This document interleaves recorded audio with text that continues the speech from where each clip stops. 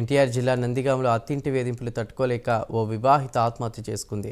పట్టణంలోని వివేకానంద స్కూల్ వద్ద రావులపల్లి లక్ష్మి ప్రియాంక భర్త శ్రీనివాసరావుతో కలిసి నివాసం ఉంటుంది. అయితే తన భర్త శ్రీనివాసరావు అత్తమామ పెడుతున్నటువంటి వరకట్న వేధింపులు తట్టుకోలేక ఒంటిపై ఉన్నటువంటి డ్రెస్కు నిప్పంటించుకుని ఆత్మహత్యకు పాల్పడింది. ఇది గమనించిన స్థానికులు లక్ష్మీ ప్రియాంకను ఆసుపత్రిలో చేర్చారు. చికిత్స పొందుతూ లక్ష్మీ ప్రియాంక మృతి చెందింది. భర్త అత్తమామ వేధింపుల వల్లే తమ కూతురు ఆత్మహత్య చేసుకుందని మృతురాలి తల్లిదండ్రులు పోలీసులకు ఫిర్యాదు చేశారు.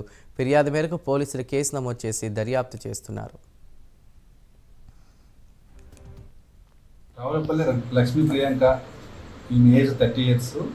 ఈ నెల 5th భర్త శ్రీనివాస్ పేరు ఆయనతో గొడవపడి కాల్చుకోవడం జరిగింది.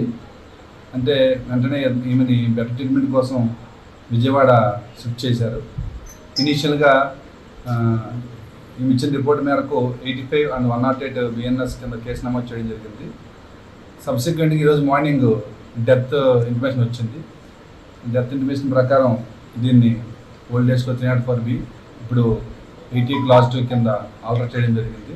అయితే ఇంక్వెస్ట్లో అయితే భర్త అత్తమామలు హెరాస్మెంట్ వల్ల ఈమె కాల్చుకున్నట్టుగా చెప్పడం జరిగింది. అయితే ఈ కేసులో దర్యాప్తు అధికారి ఏసీపీ గారు చేస్తారండి.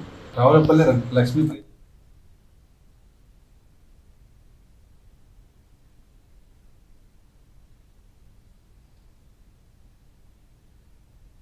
పల్నాడు జిల్లాలోని పిడుగురాళ్లలో రోడ్డు ప్రమాదం చోటు చేసుకుంది.